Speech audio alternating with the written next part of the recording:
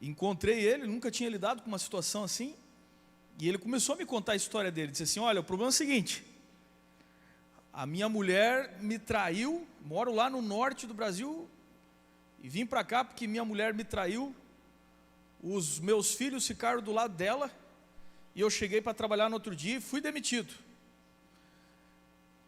E agora eu saí de casa, não tenho para onde ir, estou aqui, saí desnorteado, e eu vou me matar. O que o senhor acha? Eu olhei para ele e disse: para mim não, né? Eu não. Como para mim não? Eu não vou me matar. Eu disse: não, mas eu estou lhe perguntando o que o senhor acha dele. Não, eu acho que você não quer morrer. Eu acho que você não quer sofrer. E essa é a reflexão que vamos fazer hoje. As pessoas, na verdade, não tem nada a ver com essa história de morrer. As pessoas não querem é sofrer.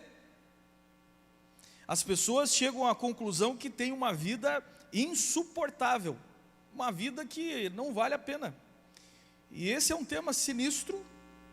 Muita gente não gosta de falar sobre isso, mas existem algumas coisas sinistras que têm que ser desdobradas, e com humildade perante Deus eu peço a sua compreensão por uma história que é uma história difícil de entender aqui, que na verdade não tem nada a ver com suicídio, mas tem a ver com o valor da vida.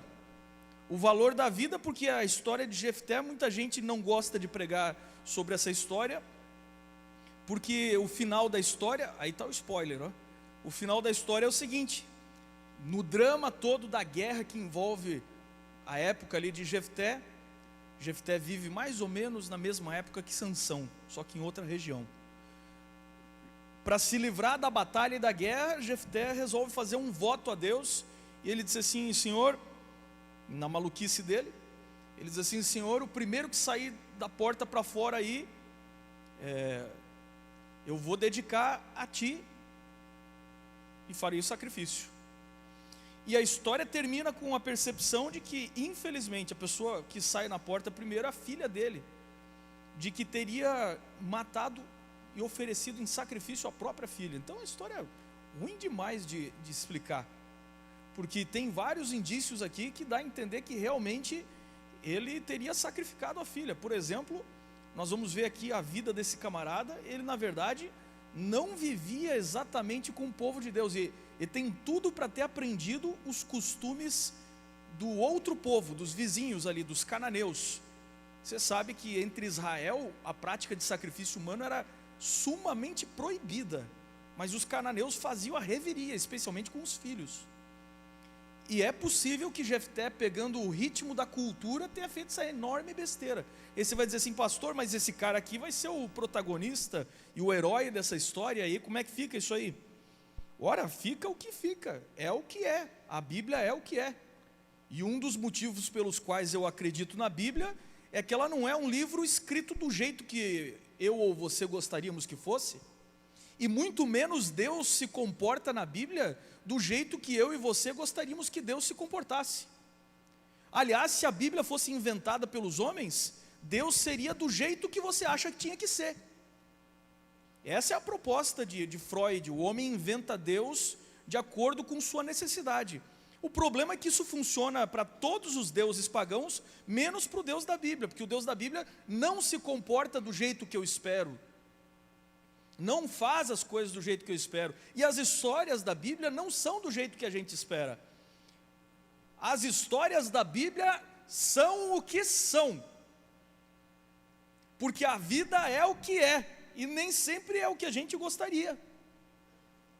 E esta, para mim, é uma das grandes provas de que a Bíblia é um livro verdadeiro. Não foi isso aqui inventado, escrito, alguém teve uma ideia de uma história, não, senão as histórias seriam bem diferentes. E você vê aqui os defeitos desses homens, e alguns defeitos terríveis, terríveis. Então essa é a história de Jefté. Vamos ler aqui o capítulo 11, eu vou ler com vocês aqui os primeiros versos, certo? Se você tem a Bíblia aí, pode me acompanhar. Diz assim: era então Jefté o gileadita, homem valente, porém filho de uma prostituta. Gileade o nome do pai dele é igual ali a região. Gileade gerara a Jefté. Também a mulher de Gileade lhe deu filhos, os quais, quando já grandes, expulsaram Jefté e lhe disseram: não herdarás em casa de nosso pai, porque és filho de outra mulher. Então Jefté fugiu da presença de seus irmãos e habitou na terra de Tobi, e os homens levianos, olha esse detalhe aqui, do verso 3 aqui que eu estou lendo com vocês. E homens levianos se ajuntaram com ele, e com ele saíam. Então quem é Jefté? Vocês estão acostumados com o conceito de anti-herói? Já ouviram falar de anti-herói? O cara que ele não era para ter sido herói, ele não tem assim a personalidade e o que você esperaria encontrar na nobreza, dos traços de caráter de um herói, mas de repente as circunstâncias fazem desse bandido um herói. Pensem em algum exemplo aí de heróis aí do mundo da ficção. Você já encontrou um anti-herói como exemplo na sua mente? Esse aqui é Jefté. É um cara, só que agora do mundo real. Não é para ser um herói, não tem nada para ser um herói, e o currículo desse camarada aqui não é bom, não é bom. A vida dele é a vidinha miserável, cara, uma vidinha que não dá vontade de viver, certo? Eu vou dizer para vocês uma coisa, eu digo que Jefté é o pior dos melhores e o melhor dos piores. Entenda você aí como quiser o que eu te disse agora. Jefté é o pior dos melhores. Se você comparar ele com os grandes heróis da Bíblia, é o pior. Mas se você comparar ele com os piores caras da Bíblia, é o melhor. Vai entender? A solução para isso é basicamente a seguinte, você vai ver agora na história, na narrativa da história. Ora, por que é que Deus faz isso, escolhe? Aqui existe uma lição muito importante para liderança, para quem trabalha com liderança. Se você é negligente com o poder que você tem, se você é negligente com as responsabilidades que tem, então Deus te deu todas essas oportunidades e você não fez nada, Deus terá que chamar o pior dos melhores e o melhor dos piores para fazer o que você, que tem qualidades e poderes, não fez. Essa aqui é a história que está se passando. Muita gente deveria ter livrado Israel do sofrimento e da opressão dos amonitas, o povo que estava invadindo eles, mas os caras não tinham coragem, os caras não tinham garra, e já que ninguém fez o que tinha que fazer, Deus diz assim: ora, se vocês não resolvem o problema, vou mostrar para vocês que eu resolvo o problema com o que vocês têm de pior. E o que é que eles tinham de pior? Você tem aqui um herói politicamente incorreto. Começa vendo aqui comigo o nascimento desse cara. Ele nasceu fruto de uma ida do pai dele ao prostíbulo. Como é que o pai sabia que o filho era dele? Não me pergunte, eu não sei. Mas o pai resolveu que era dele. E nessa ida ao prostíbulo, deixou ali um filho, mais tarde percebeu: olha, não vou deixar essa criança aqui, vou trazer para casa. Primeira pergunta filosófica aqui para a gente pensar nisso aqui. Todo mundo que nasce, olha só, presta atenção. Todo mundo que nasce, nasceu porque nasceu no ritmo da humanidade, ou nasceu porque Deus quis que nascesse? Difícil isso aqui, porque se você me disser assim: Deus quer que nasça, e tem que querer, porque Deus é o doador da vida, não existe vida se Deus não der a vida a uma criança. Mas se você me disser isso, eu tenho que entender como é que Deus vai querer um menino que é filho de um adultério, num prostíbulo. Difícil isso aqui. Se você me disser que não, Deus não tem nada a ver com isso, eu te digo: olha, não há vida se Deus não concede a vida. A oração de Ana, ela vai dizer assim: o Senhor dá a vida.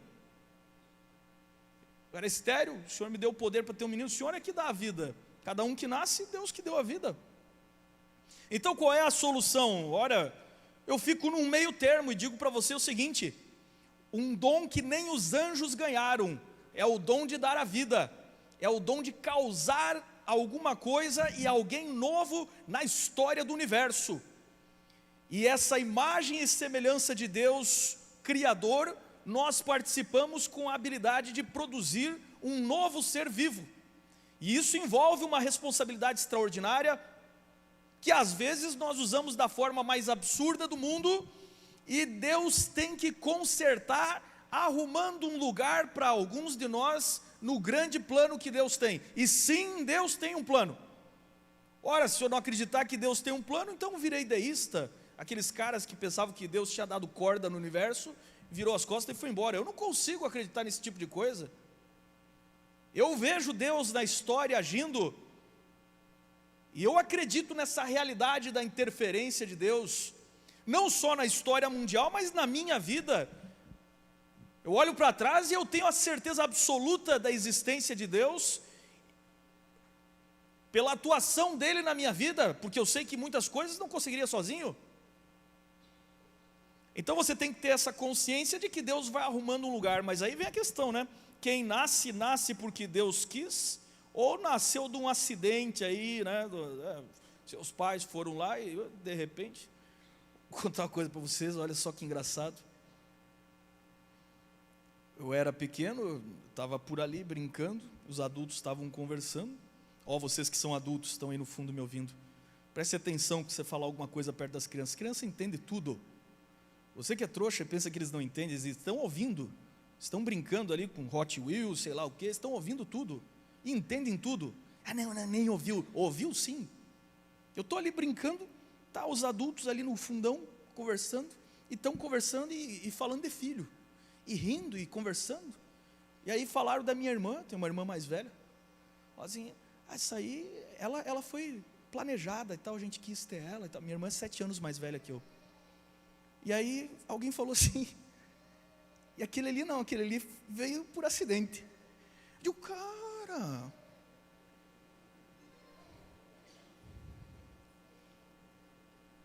aí fiquei quieto, né? Me fiz de louco. Tipo Davi assim, babando, sabe? Davi, quando não queria ser preso, estava babando, se fez de louco, ficou ali. Aí me fiz de louco, fiquei ali brincando assim. E a conversa foi indo.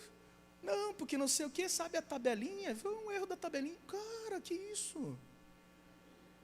Para a gurizada que não entendeu a história da tabelinha, é o seguinte: muitos e muitos anos atrás, na era dos meus pais, os métodos contraceptivos não eram assim tão populares, e sei lá, o pessoal, né, da cultura mais antiga, então as mulheres faziam uma conta matemática aí no ciclo de ovulação e tal, não sei o que, o dia que podia engravidar, esse dia que não engravida mais e tal, e aí fazia um calendário chamado tabelinha. Isso aí nunca deu certo, nunca deu, por isso que o mundo está cheio de gente aí sobrando. Isso nunca deu certo, esse negócio nunca funcionou. E eu estou aí, por ocasião dessa tabelinha dos erros de matemática e tal, e aposto que um monte de vocês também, viu? Só que vocês não sabem, mas eu não vou aí contribuir com a baixa estima de vocês.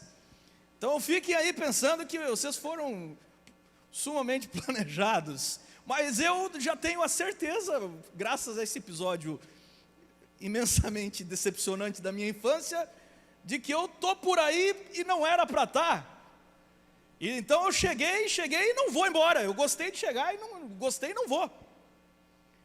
O cara lá disse para mim assim, eu estou querendo me matar e tal, o que o senhor acha? Eu disse, eu acho que eu gosto da vida. Eu não vou. Eu não vou. Então, por que eu gosto da vida? Porque a vida vale a pena, cara.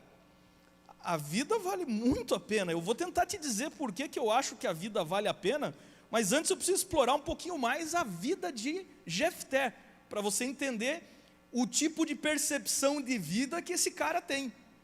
Imagina ele chegando criancinha, veio sei lá com que idade do prostíbulo, estava lá no meio daquela situação toda, e o pai disse assim, não, aqui não é lugar para a criança crescer. O pai pega a criança, porque o pai é o seguinte, ele fez a besteira que fez, mas ele tem um amor no coração, no mínimo de decência que sobrou, ele diz assim, eu não vou abandonar esse guri. Pega o menino, leva para casa. Mas olha como o pecado produz uma série de problemas, de desdobramentos que você não cura. Você perdoa, mas as consequências são terríveis, ficam ali incomodando. Leva o menino para casa, olha, e o que tem que fazer? Tem que botar no meio dos outros filhos. Esse menino vai crescer como se chamava na Idade Média, um bastardo. Jefté é o bastardo.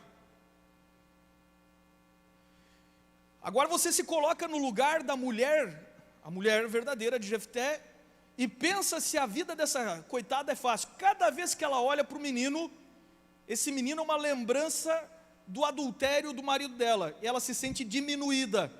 Cada vez que ela olha para o menino, ela se sente feia. Meu marido foi atrás de outra, eu não fui suficiente para ele. Ela se sente diminuída. Então a vida dessa coitada, não sei nem o nome dela, é terrível. Quem pode culpar essa miserável? Ela tem uma vida terrível, tem que criar o filho do adultério do marido. Terrível. E aí, meu amigo, o pecado tem suas consequências. Aí essa raiva, essa frustração, ela vai passando. E passa para os filhos dela, porque os filhos dela começam a olhar o seguinte: olha, tem esse cara aqui que não estava aqui, e o pai trouxe esse cara e colocou aqui, e esse cara aqui entristece a mãe. Ora, mexa com a mãe do menino para você ver. Os caras ficam fulo da vida. O bastardinho não tem lugar. Eles vão crescendo. E quando eles vão crescendo, a raiva, o ódio vai crescendo. Aí chega um dia que Gileade, o pai, morreu. E aí fazer o quê? Agora a turma aí cresceu. Qual é a primeira coisa que eles fazem? Bastardo não vai ter herança no nosso meio. Esse aí, filho da prostituta, fora para ele. Então entenda como a vida de Jefté é uma vida lascada. Porque o cara anda na rua e os caras mexem com ele e falam: esse aí é o FDP. Não dá nem para citar aqui porque nós estamos num ambiente sagrado, mas é uma realidade, está na Bíblia, é a realidade. Os caras vão mexer com ele e ele não pode nem se defender, porque é verdade. Isso aí você fala para um cara aí, dá uma briga miserável. Caramba, que não sei o que, mexeu com a mãe. Ele ali não pode nem falar nada, porque é desesperador. Tragicamente é verdade. O cara não tem um motivo para ter autoestima na vida. Não tem. Então, essa aí é a vida de Jefté. Expulso de casa pelos próprios irmãos, filho de uma prostituta, órfão de pai, rejeitado pela madrasta. O que é que sobra para ele? A Bíblia diz assim: foi para a terra de Tobi e se juntou com ele homens levianos. Moral da história: Jefté virou o bandidão do morro. Ele virou o que a gente chama de pessoa marginalizada, à margem da sociedade. E o cara vai viver na bocada. O cara é do mal. Ele anda com bandido, ele anda com gente leviana, porque, pasme você, no meio dos santos, dos crentes, não teve lugar para ele. Então, quem recebeu ele de braços abertos foi a bandidagem. E ele se torna bom no que faz. E o que ele faz?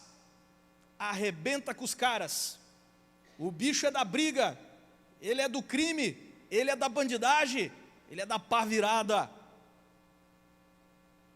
Acontece que a vida funciona assim, ó.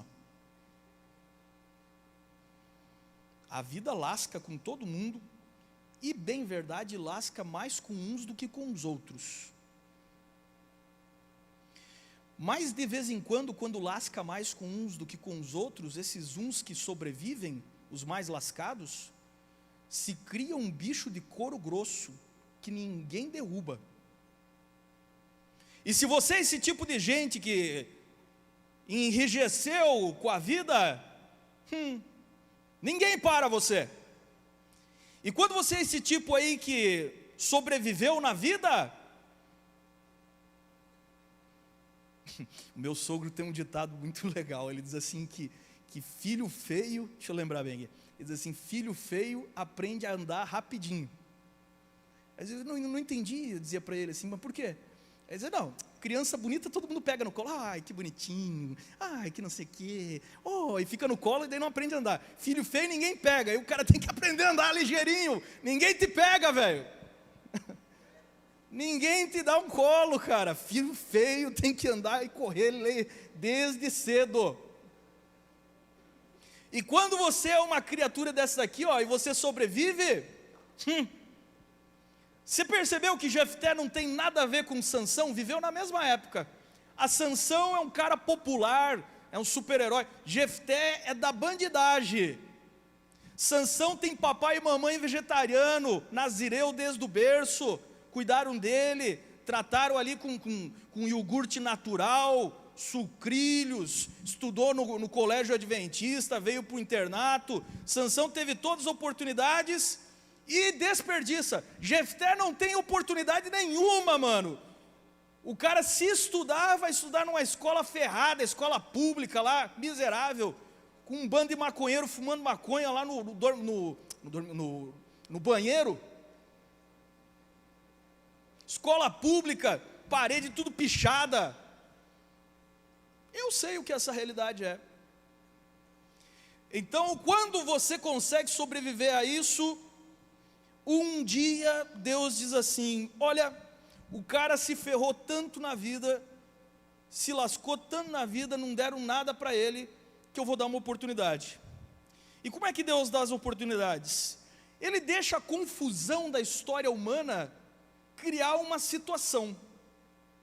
Não é Deus que cria algumas situações, por exemplo, a guerra. Foi Deus que quis a guerra? Não, é a infidelidade deles, é a má política deles aqui que criou a guerra. A infidelidade deles diante de Deus e tal. Se criou uma situação, uma guerra terrível. Vêm os amonitas ali, os vizinhos.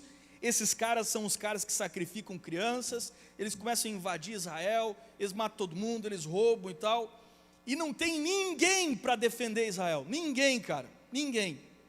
Não tem o que fazer. E aí, quando eles não têm para quem pedir socorro, alguém tem uma ideia lá. Diz assim: olha, os amonitas são terríveis. Os caras que matam os próprios filhos no altar dos demônios. Os caras que roubam, matam todo mundo sem dó. Os caras são terríveis. Nós não podemos com eles, porque os caras são demais e terrível. Então como é que nós vamos vencer eles? Nós precisamos de um cara tão terrível quanto eles. Aí sabe quem é que eles lembraram? Aí lembraram de Jefté.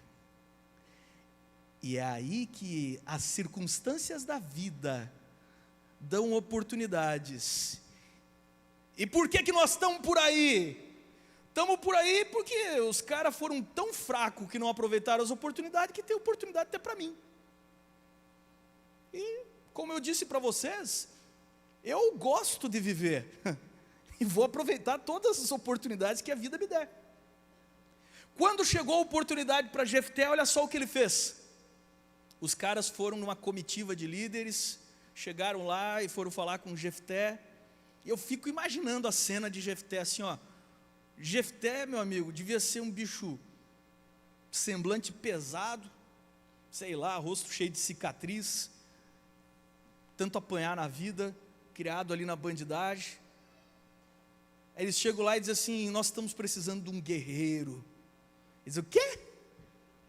Não, nós estamos sendo invadidos, nós somos teu povo, precisamos da tua... Que meu povo, cara? Vocês me expulsaram de casa.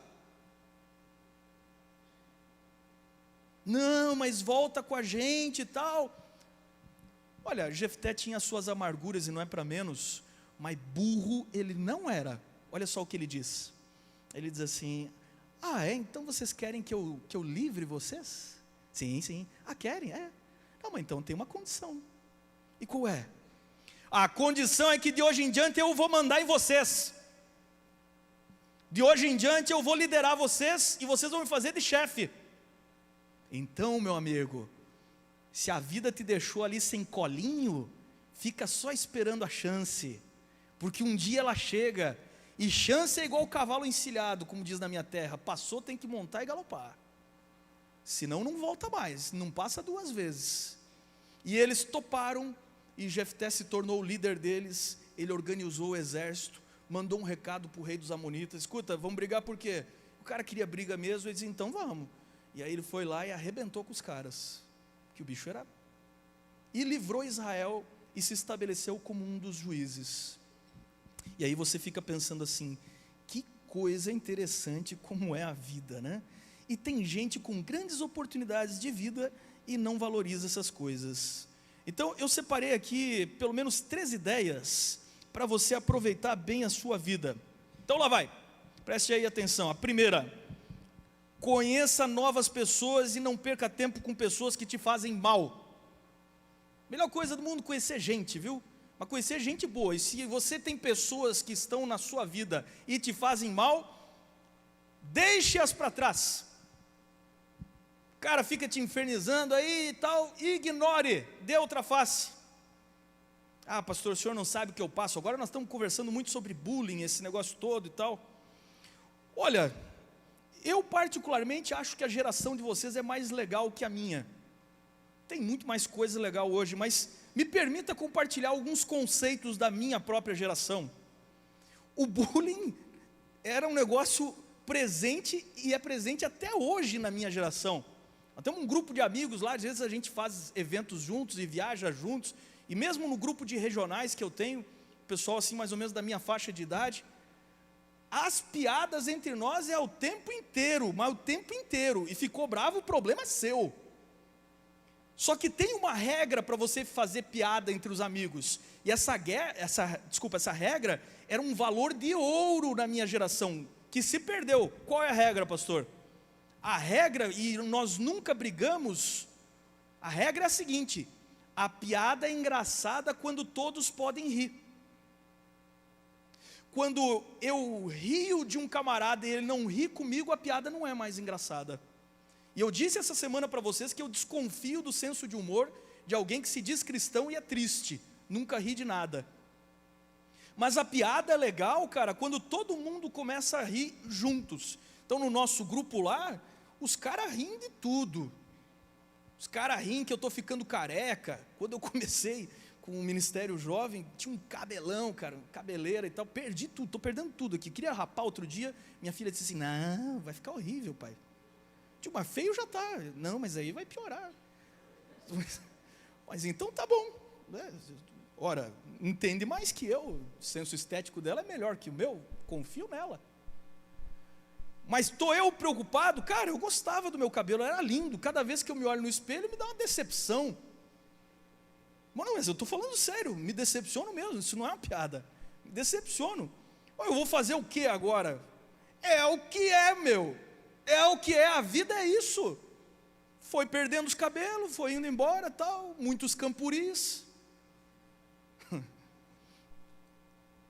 E aí foi embora, é o que é, tem que aceitar. E os padrões vão mudando, né? A patroa olha para mim, não reclamou até agora, então tá bom, continuo casado. Vamos indo, né? Vou eu agora me descabelar porque estou ficando careca? Claro que não, estou careca, como é que eu vou descabelar? Tenho que aceitar a realidade da vida. Você entendeu? E é hereditário, se seu pai é careca, já era. Então fique esperto. Pessoas que te fazem mal, deixa para trás, cara. Estava ali numa boa, o cara passou por mim assim: tá gordinho, né, pastor? Tá ficando barrigudo? Sim. Gasto meu tempo comendo e não se metendo na sua vida.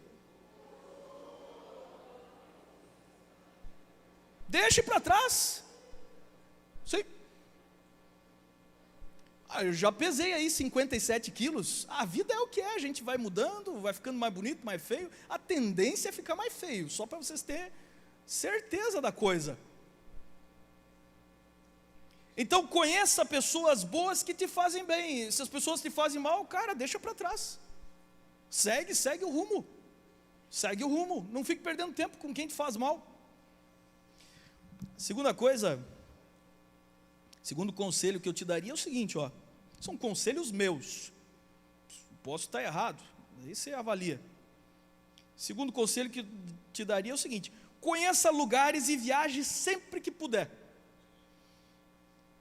Tempos atrás, recebi uma mensagem naquele bate-papo ali do Face. O cara lá que era meu líder de desbravadores, casou com a menina no Japão, foi embora para o Japão. O cara mandou uma mensagem para mim e falou assim: escuta, nós vamos fazer um acampamento de verão aqui. O senhor viria aqui no Japão para ser orador no acampamento de verão aqui no Japão? Eu falei assim: espera aí um pouquinho, deixa eu pensar. Já pensei, eu vou. eu vou para mandar passagem. Rapaz, e fui para lá, e o povo me levou, e foi uma festa, eu visitei 2 acampamentos, e preguei para aquela gente, e fui em tudo que é montanha, em tudo que é espécie de cidade histórica, e disse, o senhor não quer conhecer tal lugar? Quero, me leva, vamos lá. E aí conhecemos, aí tinha uma irmãzinha muito animada, ela falou assim, pastor, tem um aquário aqui com os peixes, o senhor gosta de aquário? Eu digo, bora, gosto, eu sei, vamos lá. Cara, cheguei lá, não era um aquário, era um negócio tipo SeaWorld, assim, tinha baleia, tinha tudo, nossa, que coisa legal. Quando que eu ia ter a chance dessa na minha vida? Fui de graça, não paguei um centavo. Fui lá para pregar para os caras. Então, tem chance de viajar, é para viajar aqui do lado, aqui num bairro de Joinville, se tem a chance, vá, porque pode ser que conheça uma coisa legal, vale a pena. E nessas eu andei por aí, em muitos lugares, e foi muito bom. E essas são oportunidades da vida, que você vai vivendo de acordo com os amigos que você vai fazendo. E com amigos você viaja barato, às vezes sem pagar. Terceiro aqui, leia para viver a vida dos outros. Esse é um conceito que eu tenho. Você pega um cara, C.S. Lewis, quantos livros escreveu? Uma pancada de livros. Um cara genial.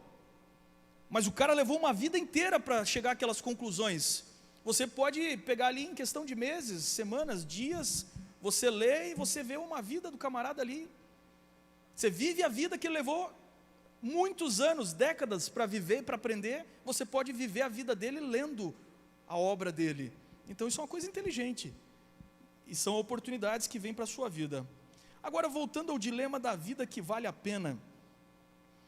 E eu queria gastar um minutinho aqui falando sobre essa questão do suicídio. Por exemplo, na Bíblia tem 2 suicídios, que eu lembro aqui agora, o de Saul e o de Judas. Os dois têm duas coisas em comum.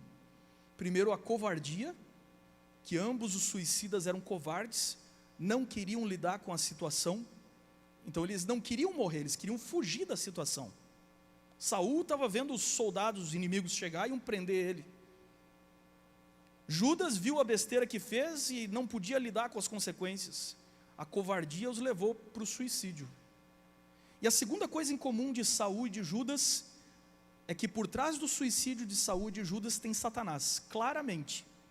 No caso de Saul, uma noite antes ele foi numa sessão de bruxaria e o diabo se apresentou a ele na forma de Samuel e o enganou. No caso de Judas, quando ele traz Jesus, a Bíblia diz assim que o diabo entrou nele. Depois ele foi lá e se enforcou. O diabo tem prazer de destruir a imagem de Deus no homem. E ele tem prazer em aniquilar com a vida das pessoas quando não precisa mais delas. Então, o Ariano Suassuna foi um grande escritor, já falecido, extraordinário, nordestino. Ele dizia o seguinte, que o suicídio é um dos maiores dilemas morais do ser humano. E por ser um dilema moral, só existe no ser humano, porque o animal não tem moralidade. Você veja uma coisa interessante, o cachorro não se suicida, nenhum animal se suicida. Eu tinha ouvido falar do escorpião, mas isso é lenda. Me falaram também dos lemingues, uns bichinhos assim que pulam, se atiram num precipício, mas isso aí também acho que é fake news, não tem nada a ver. Olha, os bichos vão pegar e pular num precipício. Então até que me prove o contrário, porque eu sei nenhum animal se suicida. Imagina, já viu algum cachorro subir no alto do prédio e dizer assim, vida cruel, eu acho que eu vou pular. Chamar a Associação Protetora dos Animais, tem um cachorro querendo pular do prédio. Não tem. Cara, os animais não se suicidam. Então tem que ter alguma coisa de errado com o ser humano. Não é possível que a vida tão legal de viver e o cara joga fora. Ninguém quer morrer, as pessoas querem fugir da sua vida. Jefté é um cara proativo, em nenhum momento ele pensa em fazer uma besteira dessas. Me expulsaram, eu vou vivendo aí, cara, vou vivendo. Onde me aceitarem, eu vou vivendo, deixa para trás. E vamos esperar as oportunidades da vida. E quando Deus deu uma oportunidade para ele, ele reconheceu essa oportunidade e agarrou com todas as forças. Semestre passado, eu faço um curso, um MBA em novas gerações, eu estudo vocês são meu objeto de estudo, uma pós-graduação que eu faço com um pessoal aí, alguns pastores da América do Sul. E o tema que caiu para o meu grupo foi estudar sobre adolescentes que se cortam. E a gente gastou ali uma semana procurando materiais, e sabe qual é a conclusão, depois de pesquisar e tudo? A conclusão é a seguinte, que os especialistas não sabem dizer por que os caras se cortam. Deus queira que isso não aconteça com nenhum de vocês, mas eu vou tentar explicar para vocês, me perdoe, eu não estou dizendo que a geração de vocês é pior que a minha, nem melhor. Vou tentar explicar para você como era isso na minha geração. Na minha geração a gente também tinha uns dilemas assim, de achar que a vida estava muito ruim e tal, e a gente se revoltava e chegava em casa e dizia assim, quero morrer e tal. Aí o pai e a mãe olhavam para nós e diziam assim, ah, quer morrer, é? Quer morrer? Vem cá então, vem cá. Vem cá então. E pai, não, eu quero viver. Cara, na minha época, o cara chegasse e dissesse assim, vou me cortar e tal, não sei o que e tal. Não, vem cá que eu mesmo te corto. Não tinha conversa, não estou dizendo que a geração de vocês é pior ou melhor que a minha. Estou só relatando como é que era a pegada. E a gente se criou assim, ó, se criou bruto. Entendeu? Então eu gostaria que vocês, que são uma geração que eu tanto tenho prazer de estudar e que eu me maravilho, que vocês não sejam uma geração de açúcar, de floco de neve. Você entendeu? Não seja uma geração mimimi, como a galera diz por aí hoje em dia. Ora, sobreviva! Sobreviva! E espere as oportunidades, porque elas virão e elas serão muito boas para você. E viva a vida da perspectiva dos cães. Sim, dos cães. Por que dos cães? Eu falei para vocês, o cachorro não se suicida. Pelo contrário, o cachorro sabe viver. Lá em casa temos o pequeno Tuti. É um cachorrinho aí, raça dele, eu nunca sei o nome, eu chamo de pano de chão. Para mim ele tem cara de pano de chão. Minha mulher diz que é uma raça lá e diz que é e pronto. Mas para mim é pano de chão. E o pequeno Tuti é um cara que sabe viver. Primeiro porque ele come e não está nem aí, tipo, ah, estou sem fome hoje. Não, o cara tem fome o tempo inteiro. Você bota ali e quando vê, desapareceu. Segunda coisa, o cachorro se adaptou ao nosso sistema de vida, calorão, lá Maringá 1000 graus. O cachorro come, ele vai para a porta do quarto lá, sabe que o ar já está começando a gelar e começa a arranhar a porta do quarto assim, ó.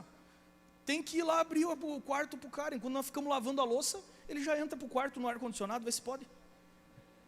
Aí tem um lugar do guarda-roupa que é uma espécie de uma sapateira assim, e ali nós botamos um paninho para ele, o bicho entra ali, ó, e se vira assim, ó, virado para o ar assim, e fica lá, e nós ficamos lá limpando a casa.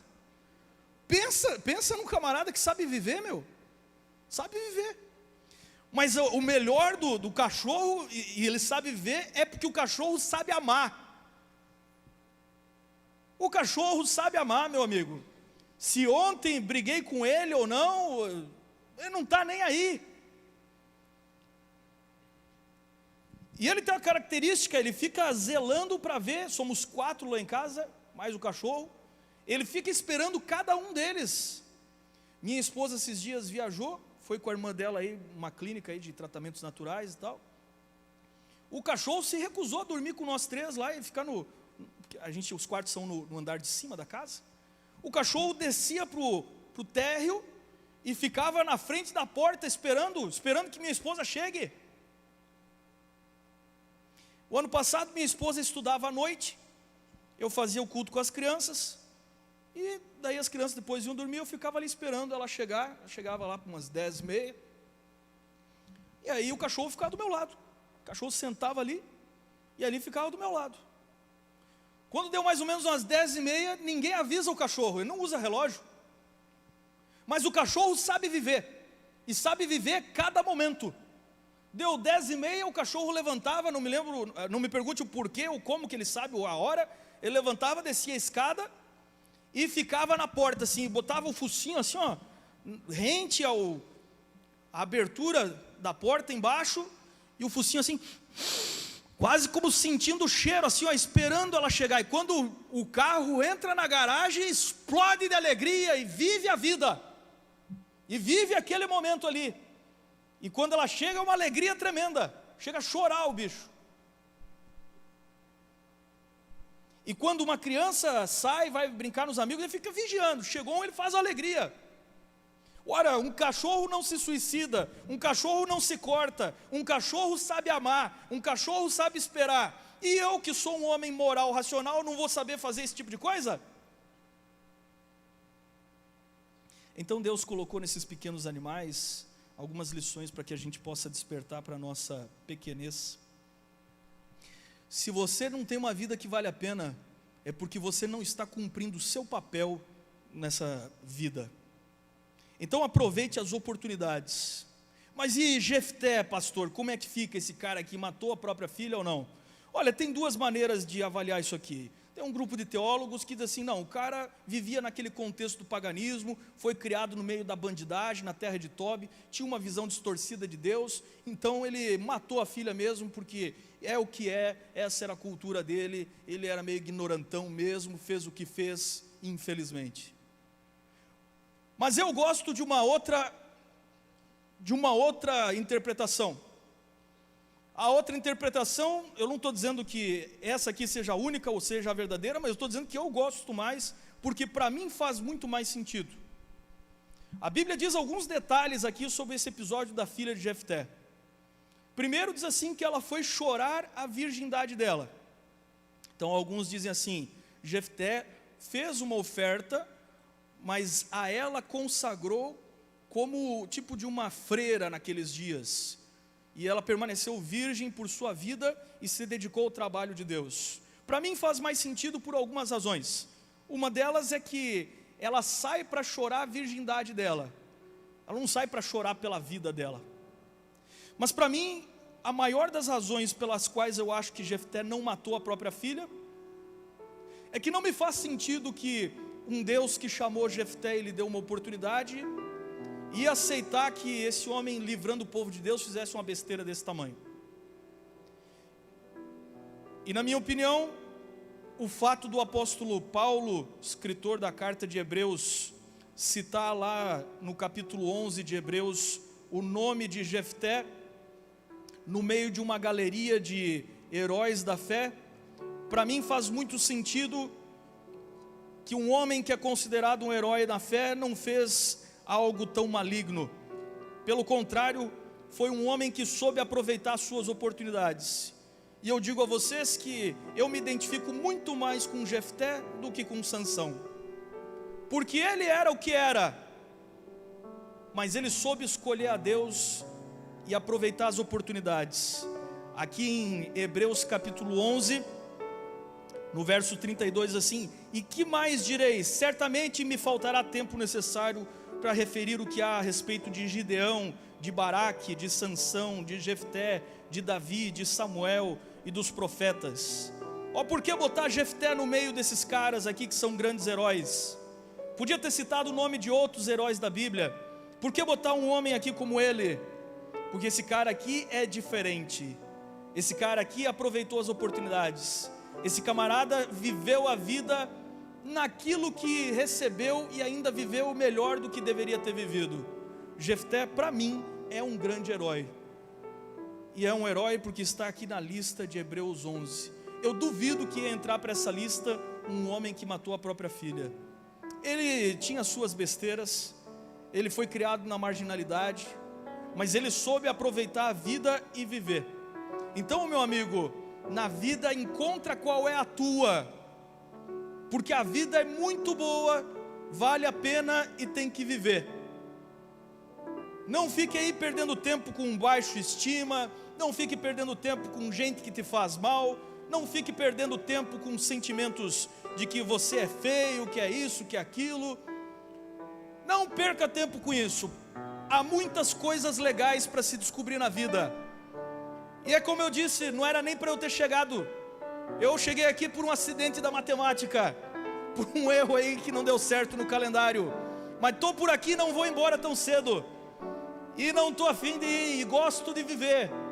E se vocês gostam também, então vamos viver todos juntos e felizes. Aproveite sua vida, a minha eu estou aproveitando, estou quase chegando aos 40 anos e curti pra caramba, nem me envergonho da minha idade, é bom demais. Muitos nem chegaram, muitos ficaram pelo caminho. Eu já enterrei amigos meus, e sei e prefiro continuar vivendo, e vou enquanto me deixarem, porque é muito bom, e eu aproveitarei todas as oportunidades que Deus me der, e Ele dará para você também. Amém. Nosso bom Deus, nosso Pai, abençoa esses jovens. Muitas oportunidades chegarão a eles, mas eles têm que ter sabedoria para escolher as boas oportunidades, distinguir as oportunidades das tentações e aproveitar o que a vida tem de melhor. Se alguém aqui luta com um sofrimento em sua vida, teve pensamentos tristes, talvez foi tentado a pensamentos malignos, livra-o do mal, Senhor, e mostra o quanto a vida pode ser bonita a despeito das tristezas que vivemos. Que deixemos isso para trás, Senhor, e que descubramos novidade de oportunidades, novidade de vida contigo, em nome de Jesus, amém.